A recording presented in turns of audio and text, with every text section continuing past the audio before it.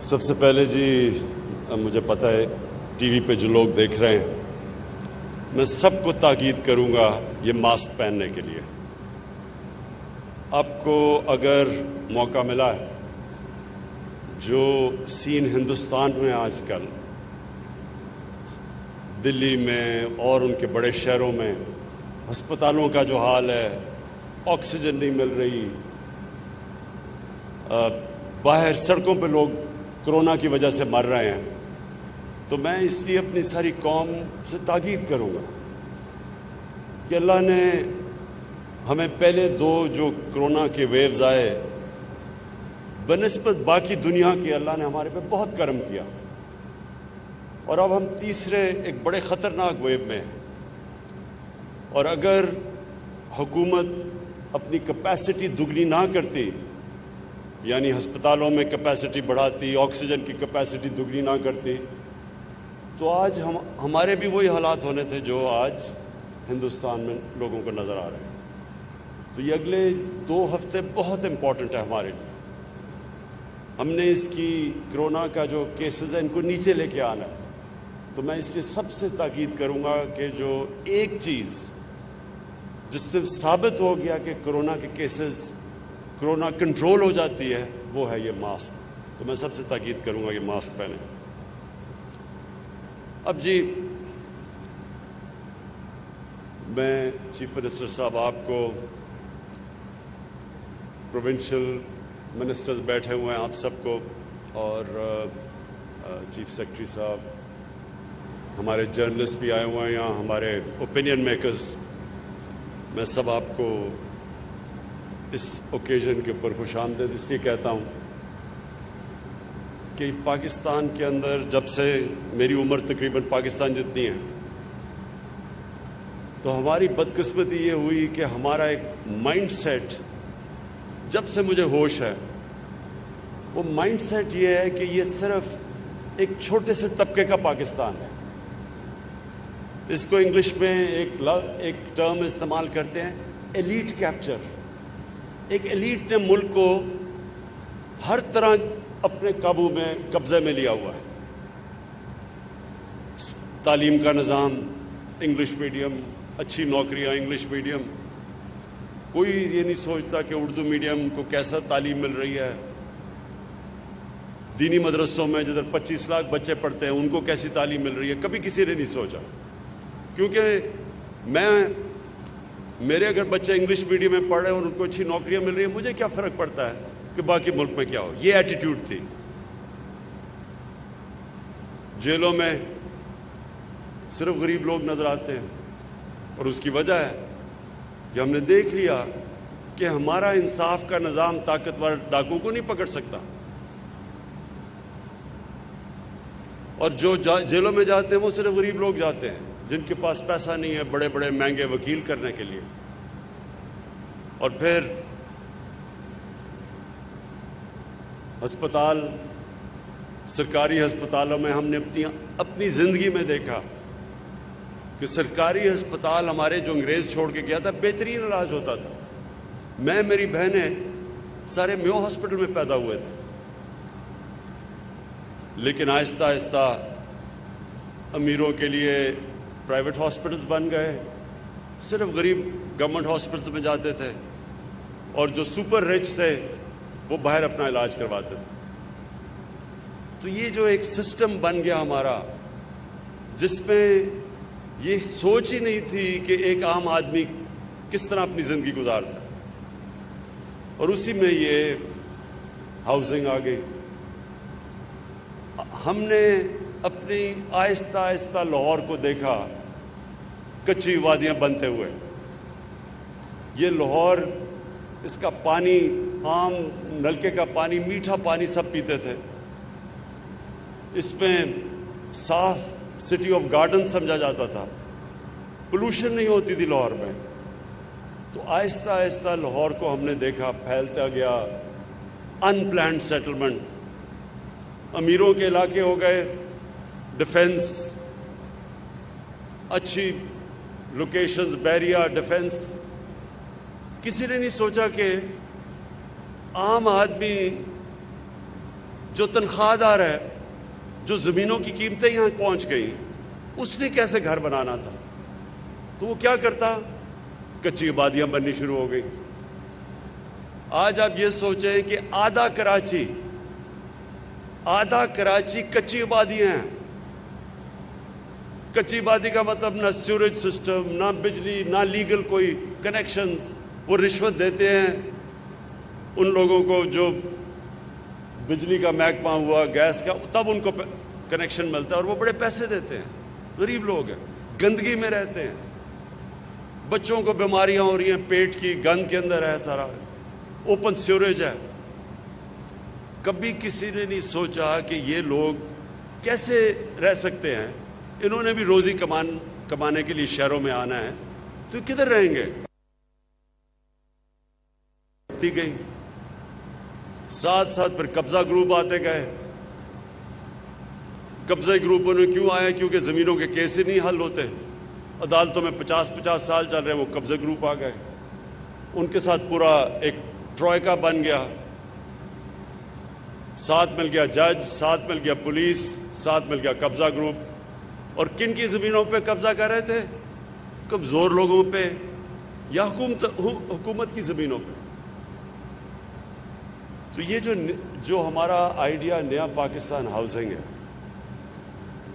اس کی سوچ ساری یہ ہے کہ امیر آدمی تو پھر ان کی تو فکر نہیں ہے، ان کے پاس تو پیسے ہیں، وہ تو بڑے بڑی ڈیفنس یا بیریا میں جا سکتے ہیں، لیکن عام آدمی، تنخواہ دار طبقہ، گورنمنٹ سرونٹس، مکینک، ویلڈر، کسان چھوٹے، ان کے لیے یہ ملک کیا کر رہا ہے؟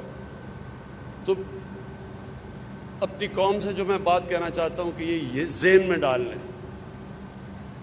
کہ کبھی بھی وہ معاشرہ ترقی نہیں کر سکتا جو معاشرہ اپنی عوام کی، عام آدمی، اس کو اوپر اٹھانے کی کوشش نہیں کرتا۔ کوئی دنیا میں معاشرہ جس میں ایک چھوٹا سا امیروں کا جزیرہ ہو اور نیچے سمندر ہو غریبوں کا، آج تک وہ معاشرہ اوپر نہیں گیا۔ جو میں بار بار مدینہ کی ریاست کی بات کرتا ہوں کیونکہ ہم ایک اسلام کے نام پہ ملک بنا تھا، ہماری آبجیکٹو ریزولوشن میں تھا کہ پاکستان کا آبجیکٹو ہے اسلامی فلاحی ریاست۔ وہ کس کے اوپر بیس ہوئی تھی؟ وہ مدینہ کے اوپر ہوئی تھی۔ مدینہ میں کیا ہوا تھا؟ سرکار مدینہ نے 2 کام کیے تھے۔ یہ یاد رکھیں، کبھی مدینہ میں آتے ساتھ ہی دودھ کی نہریں نہیں بہی تھیں، لیکن انہوں نے 2 چیزیں کر دی تھیں۔ سب سے پہلے انہوں نے قانون کی بالادستی قائم کی تھی کہ صرف غریب لوگ ہی نہیں جیل میں جائیں گے، طاقتور کو قانون کے نیچے لے کے آئے تھے۔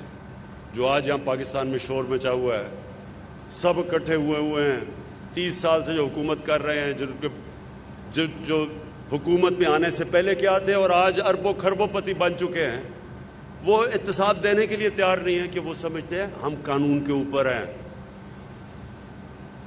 وہ اپنے آپ کو عام لوگوں کی طرح، یہ قانون تو عام لوگوں کے لیے ہوتا ہے، طاقتور کے لیے قانون نہیں ہے پاکستان میں۔ اس لیے ساری یونین بنی ہوئی ہے پی ڈی ایم کے نام سے کہ جی ہمیں این آر او دے دو، باقی عام لوگوں کے لیے تم نے جیل ڈالنے تو بشک ڈال دو۔ سرکار مدینہ نے سب سے پہلی چیز اسٹیبلش کی تھی قانون کی بالادستی۔ میری بیٹی بھی اگر چوری کرے گی سزا ملے گی۔ تمہارے سے پہلے بڑی قومیں تباہ ہوئی جدھر طاقتور کے لیے ایک قانون اور کمزور کے لیے دوسرا۔ یہ ہمارے لیے ویلڈ ہے آج، تقریباً 1500 سال پہلے یہ بات کی گئی تھی۔ اور دوسری چیز، انہوں نے فلاحی ریاست بنائی تھی۔ انہوں نے ریاست نے ذمہ داری لے لی اپنے کمزور طبقے کی۔ دنیا کی تاریخ کی پہلی ویلفیئر سٹیٹ بنی تھی، اور یہ ماڈل ہے جو دنیا میں قوم اس ماڈل پہ چلے گی وہ اوپر چلی جائے گی۔ وہ ثابت کیا انہوں نے کہ یہ 2 چیزیں کی انہوں نے، اور بھی اور چیزیں تھیں لیکن یہ 2 مین چیزیں کی کہ دنیا کی تاریخ میں کبھی ایسے نہیں ہوا کہ 625 میں صرف 313 جنگ بدر میں لڑنے والے، اور 11 سال کے بعد 636 میں رومن ایمپائر کولیپس کر جاتا ہے ان کے سامنے یارموک میں، اور 2 سال کے بعد دوسری super power Persian empire collapse کر جاتا ہے قدسیہ میں۔ یہ تاریخ کا حصہ ہے۔ تو قرآن میں ہمیں حکم دیا ہے کہ اس ماڈل پہ چلو، کیونکہ وہ کامیابی کا ماڈل ہے، وہ ایک سکسیس سٹوری ہے، دنیا کا عظیم سویلائزیشن سیٹ اپ کیا اس کے اوپر۔ ہماری یہ آج جنگ ہے، یہ 2 چیزیں کرنی ہیں۔ طاقتور کو قانون کے نیچے لے کے آنا ہے، اور کمزور کے لیے یہ ریاست نے ذمہ داری لینی ہے اوپر اٹھانے کے لیے۔ ہم نے یہ جو لو کاسٹ ہاؤسنگ، اس کا پہلے فیصلہ کیا، 2 سال ہمیں مشکل پڑی، کیونکہ یہ بن ہی نہیں سکتی جب تک بینکس قرضہ نہیں دیتے۔ وہ بینکس اس لیے قرضہ نہیں دیتے تھے کہ قانون نہیں پھنسا ہوا تھا عدالتوں میں 10-15 سالوں سے۔ فور کلوجر لا، فور کلوجر لا کا مطلب یہ کہ جب تک بینک اگر قرضہ، وہ کیسے قرضہ دے گا اگر اسے یہی نہ یقین ہو کہ میرا پیسہ واپس آئے گا۔ اگر وہ مجھے پیسے قسطیں نہیں دیتا تو میں اگر کارروائی نہیں کر سکتا، بینک نہیں قرضے دیں گے۔ لہٰذا ہندوستان جیسے ملک میں 10% مارگیج فائنینسنگ ہے، قرضے دیتے ہیں گھروں کے لیے۔ یورپ کے اندر، امریکہ میں 80% سے اوپر ہے۔ پاکستان میں 0.2% لوگوں کو صرف قرضہ دیا جاتا ہے ہاؤسنگ میں، جو ابھی آپ نے چیف سیکرٹری صاحب آپ نے ابھی جو دکھایا لوگوں کو کہ تقریباً 70% لوگوں کے لیے صرف 1% پیسہ اویلیبل ہے گھروں کے لیے، باقی سارے امیروں کے لیے۔ تو اس کے لیے پہلے ہمیں وہ فورکلوجر لا لڑنا پڑا۔ اللہ کا شکر ہے ہم نے وہ عدالت سے جیتا کیس۔ اس کے بعد اب بینکس کو لے کے آئے، اب بینکس کو ٹریننگ دلوا رہے ہیں، بینکس کو کہہ رہے ہیں کہ اپنے سٹاف کو ٹرین کریں، کیونکہ ان کو آئیڈیا ہی نہیں ہے کہ کیسے غریب آدمی کو قرضہ دینا ہے۔ وہ ایک چیلنج ہے، اس میں کئی بینک بہتر کر رہے ہیں باقیوں سے۔ بینک آف پنجاب کو میں خاص طور پہ پھر سے داد دیتا ہوں، انہوں نے پورا زور لگایا ہوا ہے ٹریننگ کرنے کے لیے اپنے سٹاف کو کہ غریب لوگوں کو قرضہ دیا جائے، مزدوروں کو دیا جائے۔ اور اس میں گورنمنٹ آف پنجاب کو میں پھر سے ان کی بھی تعریف کرتا ہوں کہ انہوں نے اب یہ جو زمین ہے 10,000 کی آپ دے رہے ہیں، مرلہ 10,000 کا دے رہے ہیں، اور جبکہ اس کی ویلیو 3, 4, 5, 6 لاکھ جتنا بھی ہے مجھے نہیں پتا۔ تو سبسڈائز زمین، اس کے اوپر سبسڈائز قرضے، گورنمنٹ، فیڈرل گورنمنٹ 3% پہ قرضہ دے رہی ہے، باقی جو اوپر بینک کو جو کاسٹ کرتا ہے وہ گورنمنٹ خود اس کا بوجھ اٹھا رہی ہے۔ پھر ہر گھر کے اوپر 3 لاکھ روپیہ سبسڈی دے رہی ہے۔ اس کا کیوں یہ کر رہی ہے؟ تاکہ جو غریب آدمی جب ایک گھر لے تو اس کو جتنا وہ کرایہ دے رہا ہے آج، اتنا ہی کرایہ وہ قرضوں کی قسطوں پہ چلا جائے اور اپنا گھر بھی اس کے پاس آ جائے۔ اور یہ ہے ایک انشاءاللہ شروعات ایک ریولوشن کی، کیونکہ یہ انشاءاللہ آپ دیکھیں گے انقلاب آ جائے گا۔ اس سے سب سے پہلے تو ایک عام آدمی جو کبھی خواب بھی نہیں دیکھ سکتا تھا کہ اپنا گھر اس کا ہو، اس کو اپنا گھر مل جائے گا۔ اس سے بڑی کوئی نعمت نہیں ہے ایک انسان کی کہ جو اس کی اپنی جو بھی محنت مزدوری مر کھپ کے جب گھر آتا ہے تو اپنا گھر ہے اس کا۔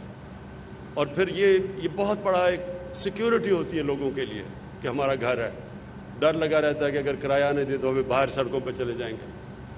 اور اس سے پھر کچی آبادیاں جو سارے پھیلتی جا رہی ہیں، ہماری آبادی بڑھ رہی ہے، کچی آبادیاں بڑھ رہی ہیں، اور وہ اتنا بڑا پولوشن ہیزرڈ ہے اب ہمارے لیے، کیونکہ ان ٹریٹڈ سیوریج جا رہی ہے گراؤنڈ واٹر کے اندر، پانی کنٹیمنیٹ کر رہا ہے نیچے۔ جیسے جیسے پانی نیچے جاتا ہے سندھ کی طرف، 70% سندھ کا جو گراؤنڈ واٹر ہے اس میں آرسینک ہے، پولوٹڈ ہے۔ تو اگر کچی آبادیاں بنتی جائیں گی اور سیوریج ان ٹریٹڈ جائے گا، آخر تو اس کا نقصان ہوگا، ہمیں ہی ہوگا۔ اس لیے کچی آبادیاں انشاءاللہ ان کے لیے ہمارا ایک اور پلان بنا ہوا ہے۔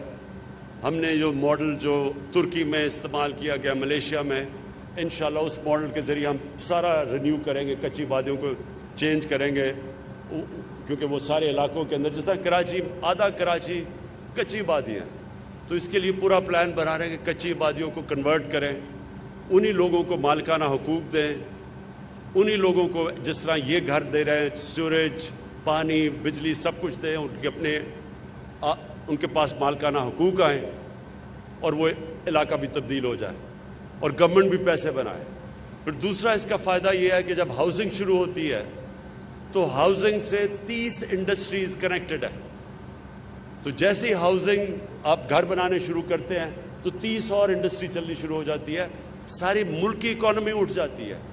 ایک طریقہ ملک کی اکانومی کو اٹھانے کا ہے کہ ملک میں ہاؤسنگ شروع کر دیں، اور انشاءاللہ ہماری یہی سوچ ہے کہ ہم جب اب اپنا روزگار ہم نے لوگوں کے لیے دینا ہے، ہم نے اپنی گروتھ ریٹ بڑھانی ہے، تو سب سے زیادہ ہمارا ایمفیسس اب یہ ہاؤسنگ کے اوپر ہے۔ ساتھ ساتھ ہم نے کنسٹرکشن انڈسٹری کو پوری طرح انسینٹیوائز کیا ہوا ہے، ان کی ساری رکاوٹیں دور کی ہیں جو ان کے پرابلمز تھے، اور آج مجھے بڑی خوشی ہے کہ پاکستان کی تاریخ کے ریکارڈ ٹوٹ گئے ہیں۔ سیمنٹ جتنا بک رہا ہے اب، اس کا مطلب کہ کنسٹرکشن شروع ہو گئی ہے پاکستان میں، اور یہ چند مہینے میں اس کے اثرات آنے شروع ہوں گے ساری اکانومی میں، اور خاص طور پہ جو ہمارا ایک بہت بڑا مسئلہ بے روزگاری کا، وہ بھی انشاءاللہ اسی کنسٹرکشن ہاؤسنگ کی وجہ سے انشاءاللہ ہم اوور کم کریں گے۔ میں ایف ڈبلیو اے کو اور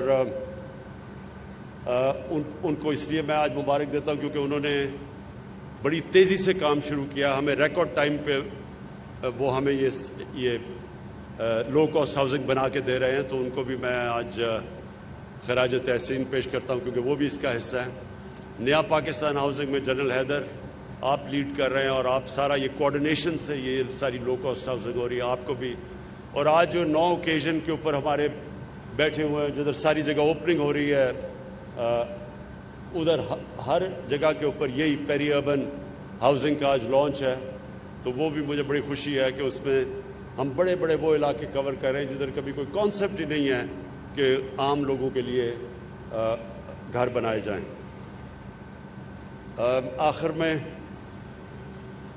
پھر اپنی قوم سے ایک بات کہنا چاہتا ہوں کہ اللہ نے ہمارے ملک میں ہر قسم کی نعمت بخشی ہے، ہم نے اللہ کی نعمتوں سے فائدہ نہیں اٹھایا۔ میں وہ پاکستانی ہوں جس نے سارا پاکستان دیکھا، اور کسی نے، کوئی اور پولیٹیکل لیڈر اس ملک میں نہیں آیا جس نے سارا ملک دیکھا ہوا ہے۔ اس لیے میں جانتا ہوں کہ ہم نے کبھی توجہ نہیں دی ان علاقوں پہ جو اگر ہم علاقے تھوڑے سے بھی ڈیولپ کر لیں تو صرف ٹورزم سے، میں پھر سے کہہ رہا ہوں، ٹورزم صرف ایک ایسا ایریا ہے جس سے ہم سارا اپنا جتنی اس وقت ایکسپورٹس کر رہے ہیں اس سے زیادہ صرف ٹورزم سے یہ ملک پیسہ کما سکتا ہے۔ کبھی کسی نے توجہ نہیں دی کیونکہ بدقسمتی سے جو یہاں کے لیڈرشپ تھی، ان کے ہالیڈیز بھی باہر ہوتے تھے، ان کے لنڈن میں بڑے بڑے گھر ہیں، ان کو دبئی میں پیلسز ہیں، انہوں نے کبھی دیکھا ہی نہیں کہ اس ملک میں اللہ نے کیا کیا دیا۔ پھر جو ایگریکلچر ہے، اس کے اوپر میں نے پہلے تو اکانومی کو سٹیبلائز کر رہے تھے، اب پورا توجہ ایگریکلچر پہ ہے۔ یہ میں اب خود لیڈ کر رہا ہوں، میں آپ کو ثابت کر کے دکھاؤں گا کہ پاکستان میں ایگریکلچر کی اتنی بڑی ریولوشن آئے گی۔ ہمارے پاس وہ چیزیں ہیں، ہم نے کبھی سوچا ہی نہیں ایگریکلچر کے اوپر، 50 سال سے ہم نے ایگریکلچر کے اوپر نہیں سوچا۔ ہم نے صرف 2 سالوں میں صرف کسان کو ہم نے اس کی پیمنٹ دلوائی۔ کبھی گنے میں جو بیچارہ کسان محنت کرتا تھا اس کو کبھی پیمنٹ ہی نہیں ملتی تھی گنے کی، صرف ہم نے 2 سال ان کو پیمنٹ دلوائی ہے۔ آج انشاءاللہ ہماری جو گندم کی ییلڈ ہے وہ ریکارڈ ہے جو اب آ رہی ہے، ابھی تک ساری اسیسمنٹ ہے کہ سارے ریکارڈ ٹوٹ گئے ہیں۔ ہماری چاول کی ییلڈ ریکارڈ پہ ہے، ہمارا مکئی کی ییلڈ ریکارڈ کے اوپر ہے۔ حالانکہ پھر سے میں بھی کہہ رہا ہوں، ابھی ہم نے نئے ٹیکنیکس نہیں لے کے آئے، ہم نے صرف کسانوں کے پاس پیسہ گیا ہے کیونکہ ان کو قیمت ملی ہے اپنی پیداوار کی۔ 11 ارب روپیہ صرف اس سال کسانوں کے پاس اضافی گیا ہے کیونکہ ہم نے ان کو صحیح معنی میں ان کو گندم میں بھی قیمت دی ہے اور चावल पे मिली है उनको, मकई में मिली है, गन्ने में मिली है। जब इंशाल्लाह आप नई टेक्निक्स लेके आएंगे तो एग्रीकल्चर से इंशाल्लाह पाकिस्तान को उठा देंगे। और उसके अलावा अब जो हमारा जो आगे प्लान है वो इंडस्ट्रीज जिनको निगलेक्ट किया, आईटी, इस बार ये आईटी एक्सपोर्ट्स रिकॉर्ड हुई हैं पाकिस्तान की तारीख। और हमारी जो एक्सपोर्ट्स हैं अब, क्योंकि हमने इंडस्ट्री को इस वक्त उनकी मदद की है पूरी तरह, उनको एक्सपोर्ट इंडस्ट्री को 11 साल के बाद सबसे ज़्यादा एक्सपोर्ट्स है पाकिस्तान में। इंशाअल्लाह आने वाले दिनों में आप देखेंगे कि जो हम मेहनत कर रहे थे, जो ग्राउंड वर्क कर रहे थे, अब उसकी आपके सामने उसका फल आपको नज़र आएगा निकलता हुआ। मैं फिर से पंजाब आपको इसके लिए बड़ी मुबारक देता हूँ, आपको खराज तहसीन पेश करता हूँ। और दूसरी चीज़ जो मैं फिर भूलना चाहूँ, जो आपने किसान कार्ड निकाला है, ये इंशाअल्लाह किसानों के लिए इनकलाब आप लेके आएंगे एग्रीकल्चर में। बहुत मुबारक हो आपको।